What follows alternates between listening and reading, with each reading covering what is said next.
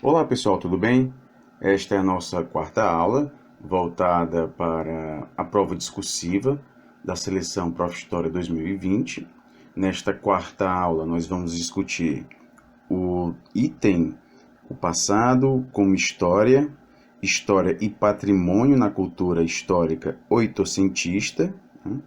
Nós temos aqui como principal ponto a ser discutido neste item, né, a constituição do passado para legitimar o próprio presente.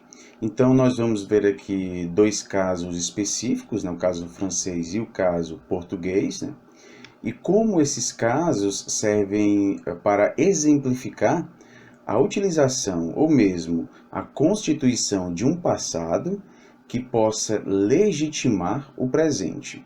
Então, nós temos aqui dado ao passado, né, a essa constituição do passado, e, consequentemente, uma importância dada aos monumentos, aos documentos históricos, e, por que não dizer, ao próprio patrimônio, né, a constituição de patrimônio. A gente viu isso na aula anterior, que o fato de um objeto sobreviver ao tempo, isso não indica que ele vá se tornar um patrimônio. Então, o que nós estamos vendo é que há relações de poder, né, interesses políticos também, na constituição de um objeto em patrimônio. E na própria também, na escrita do passado, né, para legitimar algo do presente. E a gente não está muito longe disso, né? Recentemente, no contexto político brasileiro, a gente viu um pouco disso, né? Dessa tentativa de reescrever o passado para legitimar o presente ou legitimar futuras ações, né, que possam ocorrer. Basta a gente lembrar aqui o caso do ex-ministro da Educação, Ricardo Vélez Rodrigues. Ele havia afirmado que seriam feitas algumas mudanças no conteúdo dos livros didáticos, né? Porque, segundo ele, e também segundo um grande grupo, né, não houve golpe, né? Então, livros didáticos, principalmente livros de história, né, que tratavam o que aconteceu em 1964 como um golpe, né, esses livros seriam modificados, né? Então, nós temos aqui uma tentativa de reescrever o passado para legitimar também as ações do presente, né? Então, lembrando aqui, na época, o ministro afirmava que não houve golpe, né? O regime militar não foi uma ditadura. Essas declarações, obviamente, causaram um grande impacto, né, na mídia. Ele tinha dito que haveria mudanças progressivas no conteúdo dos livros didáticos, na medida em que seja resgatada uma versão da história mais ampla, né? Então, que versão da história mais ampla seria essa? Obviamente, uma versão, né, que trouxesse um ponto de vista defendido pelo atual governo, né? Então, a gente não pode esquecer que a constituição do passado, a reescrita do passado, né, nós vimos também que o olhar que é dado para o passado considera as representações, os saberes e, obviamente, as relações de poder presentes no presente, né, no tempo presente. Então, tudo isso é um fator determinante para que tipo de olhar vai ser feito para o passado, né? O que vai ser considerado. Então, nós temos aqui um ponto que exemplifica muito bem, né, essa tentativa de reconstituir o passado, né, para legitimar o tempo presente, né, as ações do tempo presente. O autor inicia este item trazendo a história de Roma, né? No século XVIII e no século XVII, né, principalmente no início, na metade do século XVII, havia uma procura muito grande em se conhecer, né, a cultura romana, né? E conhecer a cultura romana de fato, né, exigia uma ida à Itália, até para se deparar com os documentos históricos presentes, né, os monumentos também. Então, tudo isso representava um conhecimento, né, ou mesmo uma aproximação com a cultura romana. Até porque Roma guardava muitos documentos antigos, né, que faziam referência também à própria cultura grega. Então, você ser letrado no século XVII, né, era como se, para que você fosse letrado, existia aí um, um pré-requisito, né? É justamente conhecer a história de Roma. E para conhecer de fato a história de Roma, era de suma importância você ir a Roma, né? Se deparar com os documentos históricos, com esses vestígios da antiguidade, né?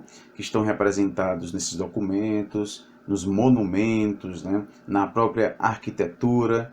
Então a gente tinha aqui uma, uma busca, né, pelo passado, né, para legitimar o próprio presente, né? Então aqueles que queriam, né, passar uma imagem de alguém que é letrado, né, que é um profundo conhecedor das artes, e aqui nós temos uma característica do século das luzes, né? Então aquele que queria passar esta imagem, né, era de suma importância conhecer a cultura romana, né, ir a Roma. Então nós temos aqui uma busca pelo passado, né, para legitimar o presente. Então a gente pode dizer que essa busca pelo passado, ela traz consigo, né, uma procura por um poder simbólico, né, por um poder simbólico. E o autor começa falando dessa busca por Roma, né, para legitimar o presente, traz esse exemplo e depois traz o exemplo francês, né? Então a gente tem aqui em 1830, né, com essa revolução, uma tentativa de derrubar o próprio absolutismo. A gente pode fazer referência aqui a alguns fatos anteriores. Após o Congresso de Viena, realizado em 1815, a dinastia Bourbon retorna ao poder da França, né? Em 1830, o rei francês era Carlos X, né? Retornou à antiga forma de governador baseada no absolutismo. Então, os franceses já tinham derrubado o absolutismo na Revolução Francesa, né, na Revolução Burguesa. E o absolutismo ele volta novamente, né, com o rei Carlos X. E após essa revolução, a gente podia dizer que não havia tanta tolerância assim a esse tipo de governo, né? Tanto é que em 1830, uma grave crise, uma instabilidade política, né, foram aumentando muito, né? Carlos X dissolve o parlamento francês, e isso obviamente gera uma grande revolta, né? E também suspende a liberdade de imprensa, né? São medidas tipicamente absolutistas. No final de julho de 1830, o povo francês vai às ruas, né? A gente tem uma guerra civil, grande parte da Guarda Nacional, que deveria apoiar o governo, passa para o lado do movimento revolucionário. Carlos X teve que abandonar o trono e partir para o exílio, né? A gente vai ter algumas consequências, né? Então, o fim do absolutismo, com o apoio da burguesia. Luís Filipe, chamado de o rei burguês da dinastia Orleans, assume o trono. A gente tem um retorno dos ideais do liberalismo político e econômico. E se você quer conhecer um pouco mais desse período, né, principalmente de 1815 a 1830, 1832, né, e conhecer por meio da literatura, né, eu recomendo você a ler a obra de Victor Hugo, né, Os Miseráveis, né, uma obra muito interessante. Ele faz uma descrição de Paris nessa época, né, descreve detalhadamente as ruas de Paris, até mesmo o sistema de esgoto de Paris, né?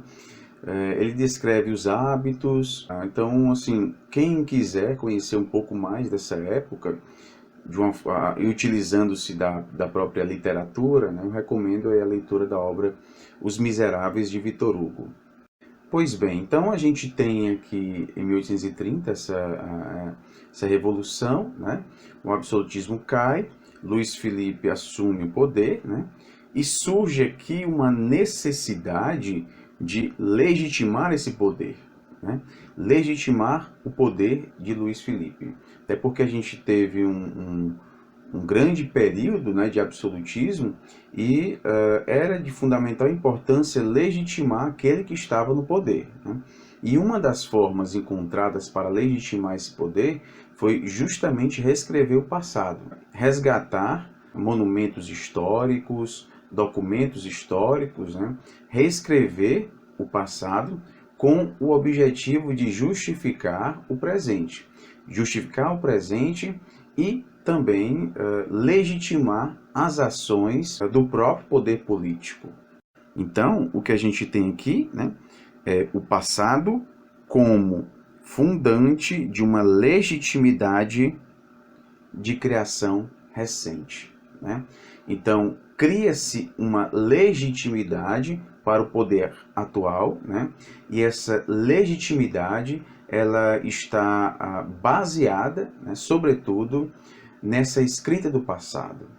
Por isso que o autor diz que o passado será preocupação por excelência desse novo regime, voltado para fundar em tempos remotos a legitimidade de uma criação recente, a nação francesa, saída da Revolução de 1789.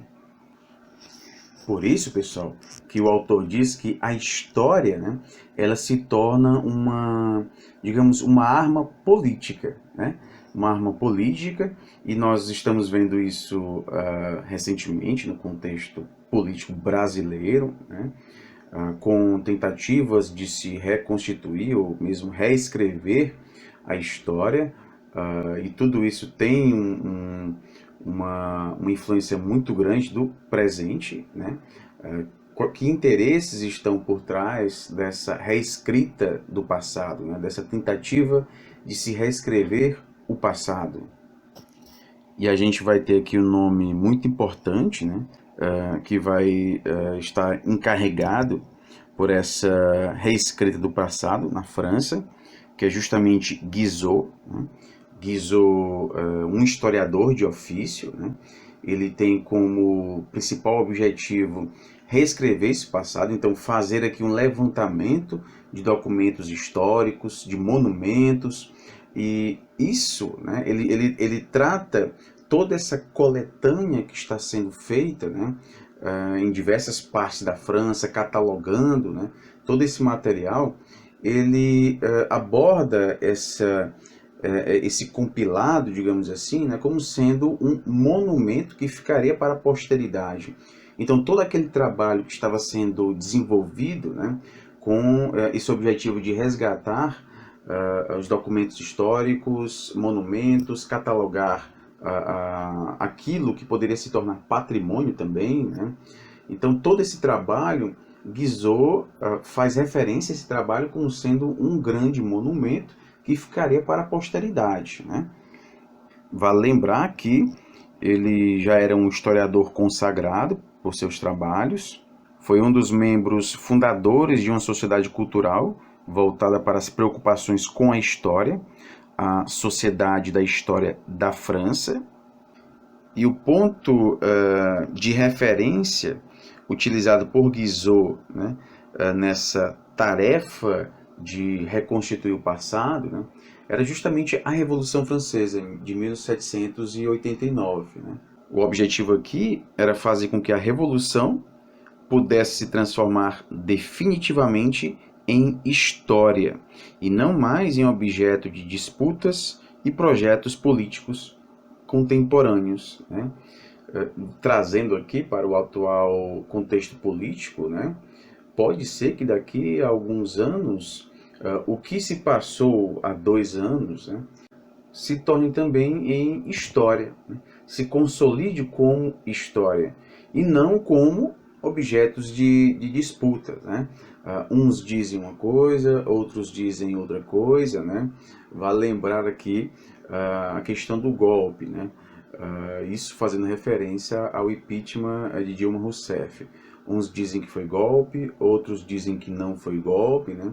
Então nós temos aqui um objeto de disputa. Então pode ser que daqui a alguns anos, né, haja um posicionamento consolidado, né, e esse posicionamento se reflita também nos livros de história. Obviamente, esse posicionamento que virá futuramente, né, ele também vai considerar o contexto político do futuro. Então, futuramente, se existe um contexto político no qual, né, a ideia de golpe seja mais interessante e que legitime também ações desse tempo futuro, né, então, muito provavelmente, essa ideia do golpe vai estar presente nos livros, né? Agora, se a ideia do golpe for contrária ao ponto de vista defendido por aqueles que estarão no poder futuramente, né? Então, obviamente, a gente vai ter pressões políticas muito fortes para justamente fazer com que esse ponto de vista não esteja presente nos livros. Assim como nós tivemos há alguns meses, né, no caso do ex-ministro da Educação, né, com propostas de reescrever os livros de história, né, notadamente no que diz respeito à década de 60, né, em 1964, tratar o golpe como uma revolução e não como um golpe, né? E se a gente está fazendo referência a ações políticas, né, com o objetivo de reescrever a história, a gente vai ter as pressões do Estado. Então, o Estado surge aqui como um dos principais interessados, né, nessa reescrita do passado. Então, a gente pode dizer, né, que a presença do Estado na formulação, na organização e na administração da história, né, é bastante clara, principalmente quando a gente considera os financiamentos das pesquisas, né? Infelizmente, a gente está tendo atualmente uma redução muito grande em financiamentos de pesquisas, principalmente, e aí é curioso, né, pesquisas no âmbito das ciências humanas, né? Aqui a gente cita as ciências sociais, história, a língua portuguesa, né? Então, infelizmente, no âmbito das ciências humanas, né, a gente tem aqui uma redução muito grande do número de bolsas, né? A redução ela já é geral, né? Mas a gente também vê que no que diz respeito às ciências humanas, há uma despreocupação muito grande, né? Geralmente é deixada de lado, muitas vezes sendo vista como algo não científico, né? Então, o que há por trás disso, né? O que há por trás de um discurso que não trata as ciências humanas, as pesquisas desenvolvidas no âmbito das ciências humanas, como pesquisas não científicas, como pesquisas que não teriam respaldo científico, né? E isso, né, obviamente, reflete relações de poder, né? Reflete relações de poder. Quando nós temos propostas de reduzir cursos de sociologia, cursos de história, filosofia, né, do ensino superior, ou mesmo tirar essas disciplinas da educação básica, né, com afirmativa ou alegação de que sociologia, filosofia, né, não são áreas que deveriam ser abordadas na educação básica, então seriam áreas privadas, digamos assim. Então, aqueles que quisessem estudar filosofia ou sociologia deveriam pagar por isso, e não o Estado. Nós temos posicionamentos como esses. Vale lembrar, né? O atual presidente, Jair Bolsonaro, disse em abril, né, mais especificamente no dia 26 de abril deste ano, de 2019, né, disse que aqueles alunos que quisessem estudar filosofia, sociologia, teriam de pagar, né? Teriam de pagar. E geralmente as justificativas que nós encontramos, né, que são dadas, são justificativas falhas, né? São justificativas sem argumentos válidos, né? São justificativas muitas vezes que fazem parte do senso comum, né? Agradam uma boa parte da população, né? Justamente por estarem escondendo, né, os reais interesses desses tipos de ação, né? Presidente, eu concordo 100% com isso e acho que a função do governo é respeitar o dinheiro do pagador de imposto. Então, o que a gente tem que ensinar para as crianças, para os jovens, são, primeiro, habilidades de poder ler, escrever, fazer conta. A segunda coisa mais importante, um ofício que gere renda para a pessoa, bem-estar para a família dela, que melhore a sociedade em volta dela. O Japão, que é um país, na nossa viagem a gente viu isso, presidente. O Japão, que é um país muito mais rico que o Brasil, ele está tirando dinheiro público do pagador de imposto de faculdades que são tidas como faculdades para uma pessoa que já é muito rica ou de elite, como filosofia. Pode estudar filosofia? Pode, com dinheiro próprio. E o Japão reforça o quê? Esse dinheiro que vai para faculdades como de filosofia, sociologia, ele coloca em faculdades que geram retorno de fato, enfermagem, veterinária, engenharia, medicina.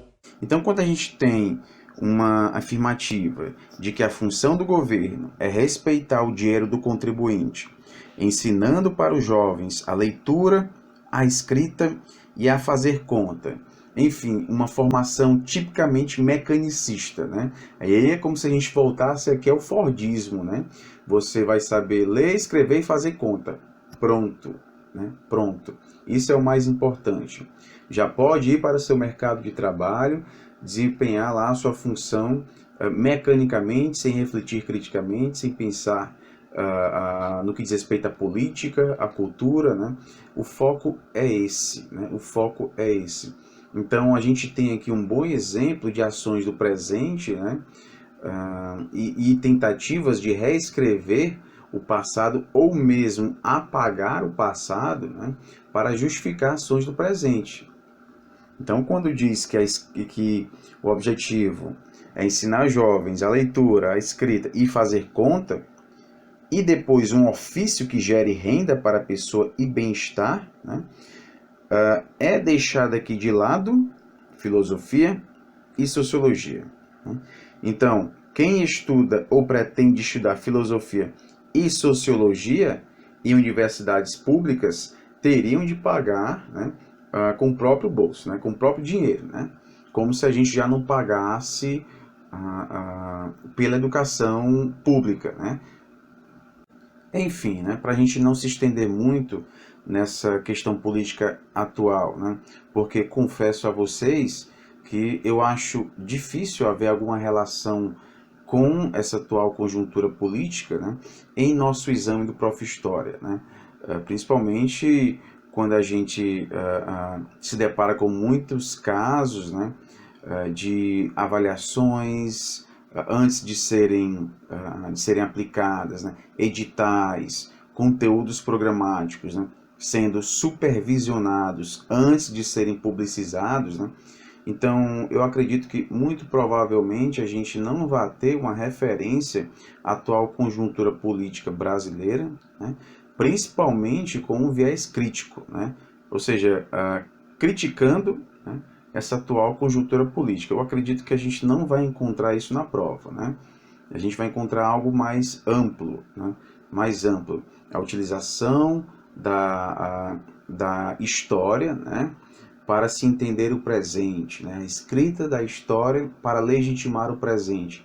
Então, a perspectiva aqui é algo mais amplo, né? Sem citar nomes, sem citar partidos, sem citar ações específicas de determinado político, né, que possa estar ferindo o que a gente está vendo aqui nesses textos. Então, acredito que isso não vai estar presente na prova, né? O que a gente vai ter aqui são conceitos mais amplos, né? São ideias mais amplas, sem algo muito específico que reflita, né, o atual contexto político. Então, a gente tem, né, que o sentido político, né, dessa história é produzir um sentido não só para o presente, mas também para o futuro, né, para legitimar ações futuras.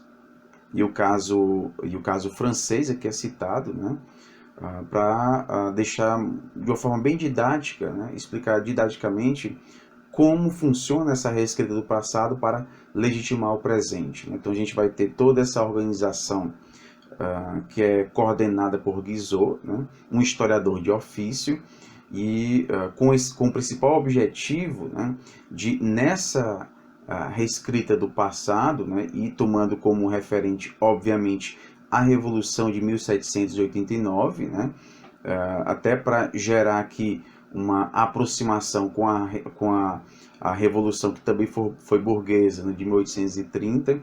Então a gente vai ter essa reescrita do passado para legitimar aquele que está no poder, aqueles que fazem parte do poder, né, e por que não também legitimar ações futuras. Então, com Guizot, né, com François Guizot, a gente tem a criação de um comitê de especialistas reconhecidos pelo mérito de seus trabalhos históricos. Tinha a finalidade de acompanhar o trabalho desenvolvido em cada região do país, a partir das instruções formuladas e supervisionadas pelo ministro da Instrução Pública. A ideia era também diagnosticar no local as situações das bibliotecas, arquivos, né? Como foi o caso de Michelet, enviado para o sudoeste da França. Nas províncias havia um interesse especial na situação das bibliotecas e também do acervo delas, né? Assim como a atuação das academias de letrados, que a partir do século XVIII tornam-se frequentes no cenário intelectual europeu em geral. E é interessante que o primeiro balanço feito de todo esse trabalho, né, trouxe uma ideia de que havia uma desordem muito grande, né, no que diz respeito à própria situação de diversos arquivos, né, que estavam espalhados pelo território francês. A sua localização, indicação das fontes que estavam preservadas nesses locais. Então, a gente tem aqui, além desse diagnóstico, né, de algo que está em desordem, né, obviamente, assim, é claro, né, como não havia uma atenção muito especial para isso, né, ele vai encontrar inicialmente esse ambiente de desordem, mas o papel dele foi fundamental para compilar, né, esses dados, né, e também ter um controle maior desses bens, né, desses bens históricos, né, desses bens que, querendo ou não, né, participam dessa escrita do passado, e nós vimos que essa escrita do passado gera um poder simbólico também, né? Então há um poder simbólico atrás dessa escrita do passado. Então, quando você se volta também para a escrita do passado, a gente tem aqui uma referência a esse domínio dos saberes específicos, né? Até porque quando se constitui uma nova política nacional, e é do interesse dessa política nacional reescrever o passado, né? A gente tem também aqui uma constituição de um novo campo de saberes, né? E esse campo de saberes é fundamental por conta desse poder simbólico que existe. O poder de uma nova comunidade política nacional em busca de legitimação e fundamentação para o exercício desse poder, né, acaba sendo legitimado por essa reescrita do passado.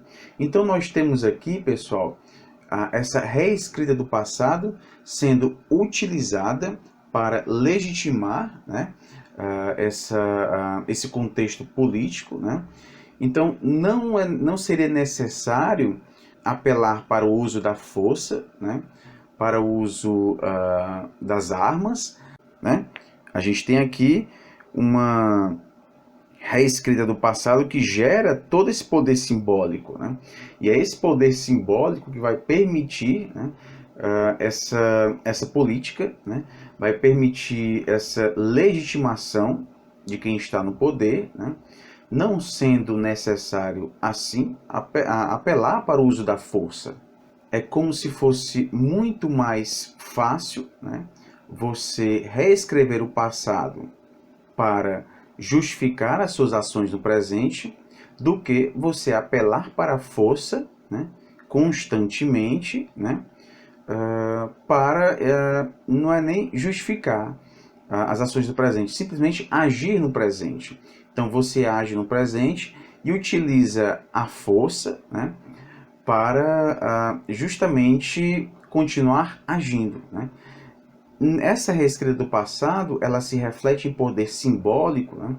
Porque ela vai justamente substituir essas alternativas que existiriam para legitimar o poder, né? Ela substitui essas alternativas mais radicais, digamos assim, né? Justamente gerando um discurso legitimador, né? Obviamente, quando você convence, quando você manipula, né, isso gera impactos mais profundos, né? Não precisa você usar da força, né? Na verdade, quando você manipula, quando você convence as pessoas, elas mesmas passam a contribuir para que essas ações sejam implementadas, né? Elas contribuem e também incentivam, né? Torcem para que dêem certo. Então, a gente tem aqui, de fato, pessoal, uma importância muito grande dada a essa reescrita do passado. Tudo isso gera um poder simbólico muito grande. Posteriormente, o autor nos traz aqui o caso português, né? Ao longo do século XIX, o interesse pelo passado se torna parte das preocupações dos estados nacionais europeus, guardando as especificidades próprias que a discussão nacional tomou em cada país, né? No caso português, a gente vai ter também uma especificidade própria, né? Enquanto que François Guizot, né, era um historiador de ofício e ele tem essa missão, né, de fazer esse consolidado, né, de coletar informações referentes a documentos históricos, monumentos, ao patrimônio histórico francês, né, e nessa consolidação, nessa reescrita do passado, legitimar o presente. No caso português, a gente vai ter não um historiador de ofício. Quando a gente faz referência aqui a João Pedro Ribeiro, professor com doutorado em cânones pela Universidade de Coimbra, ele vai representar para Portugal esse tipo de interesse, né, em reescrever o passado. O trabalho que ele realiza guarda algumas semelhanças com o trabalho feito por François Guizot, né? No caso de João Pedro Ribeiro, é a serviço de uma academia típica das luzes, reunindo diferentes áreas de conhecimento, que se fará o mapeamento dos acervos portugueses dispersos pelo reino, muitos deles em péssimas condições de legibilidade, segundo correspondência dele ao abade Correia da Serra. Apesar de ele não classificar, né, o conjunto de sua obra como uma obra de história, né, João Pedro Ribeiro é considerado uma referência para a geração dos primeiros denominados historiadores de além e aquém-mar. É citado aqui Herculano, é citado também Borges de Figueiredo, Alexandre de Souza, né, com a publicação da Revista Arqueológica e Histórica, uma publicação mensal que era voltada para o tratamento de temas considerados transversais, porque articulavam diversas áreas como história, arqueologia. E esses historiadores, ao fazerem referência a João Pedro Ribeiro, né, eles falavam que esses estudos reafirmavam o lugar do passado nessa cultura do século XIX. Como eles muito bem dizem, né? Importa a arte, as recordações, a memória de nossos pais, a conservação de coisas cuja perda é irremediável, a glória nacional, o passado e o futuro, as obras mais espantosas do entendimento humano, a história e a religião. Então, pessoal, finalizando este item, nós temos como principais pontos desta parte do texto da bibliografia, né, é justamente essa reescrita do passado, né, como sendo algo para legitimar o presente. E essa reescrita do passado, ela está revestida de um poder simbólico, né, até porque quem reescreve o passado, né, busca também um poder simbólico, né, e que poder é esse? O poder de legitimar, né, legitimar o tempo presente, né? Pode ser legitimar alguém que esteja no poder, legitimar algumas ações dessa pessoa que está no poder, né? Então nós temos aqui um poder simbólico que é gerado por meio dessa reescrita do passado, né? Essa reescrita do passado gera conhecimentos, gera saberes, gera representações, tudo isso é envolvido em um discurso que vai ser assimilado, né, por aqueles que estão no tempo presente, pelas pessoas do presente, e essas pessoas assimilando esse discurso passam a legitimar, né, eles veem como legítimo o poder político atual, né, veem como legítimas as ações implementadas por esse poder político atual. Então, basicamente aqui, nós temos essa reescrita do passado. Para se compreender a reescrita do passado, né, é de fundamental importância também compreender o tempo presente, né, as relações de poder do tempo presente, o que está em jogo no tempo presente, né, ou mesmo, até mesmo as instituições financiadoras, né, dessa reescrita do passado, né. Então, é como se essa reescrita do passado ela não fosse neutra, né? Até porque a ciência, né, ela não é neutra, não existe campo científico neutro. Mas o que a gente vê aqui claramente, né, é que há todo um poder simbólico, né, por trás dessa tentativa de se reescrever o passado, né? Se reescreve o passado, né, tomando por base os interesses do tempo presente. Então, de acordo com os interesses do presente, a gente vai ter um novo olhar para o passado. Por isso que a gente tem constantemente, né, várias reescritas do passado. É como se não fosse algo imutável, algo estanque, né? O passado está constantemente sendo reescrito, né, tomando por base as representações do tempo atual daqueles que realizam essa reescrita. Então, acredito aqui que essas sejam as principais informações que a gente vê, né, neste item do artigo, ok? É considerar a reescrita do passado como algo que fundamenta, que explica o tempo presente. Logo, para se compreender a reescrita que foi feita do passado, é importante realizar um estudo do momento, né, no qual viveram, né, aqueles que fizeram essa reescrita, ok? Porque todo esse momento vai influenciar nesse olhar para o passado, ok? Nós finalizamos aqui a nossa quarta aula. Na próxima aula a gente traz as conclusões deste artigo e também as informações sobre o simulado que nós vamos fazer neste preparatório, tá ok? Só adiantando, o simulado vai ser proposto na plataforma, então vocês vão poder baixar o simulado em PDF. O que vocês vão enviar para a gente é um texto feito no Word, então é muito importante que esse texto seja feito no Word.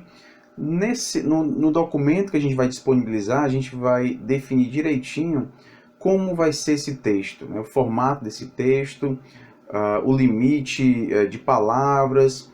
Por quê? Porque é importante que vocês sigam o que a gente está pedindo, né, nesse simulado para facilitar o feedback, porque o feedback que a gente faz é em cima do texto de vocês, né, identificando alguns equívocos de pontuação, de vírgula, ou mesmo equívocos conceituais, equívocos que dizem respeito à própria proposta, né, porque às vezes há uma interpretação equivocada do que está sendo pedido na proposta. Isso é muito importante a gente ter atenção, né? Para que em nossa seleção a gente não escreva um texto que não esteja de acordo com o que foi proposto, né? Então a gente vai reenviar o texto para vocês, né? Com os comentários, né? As sugestões, e também a gente vai estipular uma nota, né? A gente vai considerar alguns critérios de correção, e em cima desses critérios a gente vai gerar uma nota, tá ok? Então, pessoal, no mais é isso. Bons estudos a todos e até a próxima.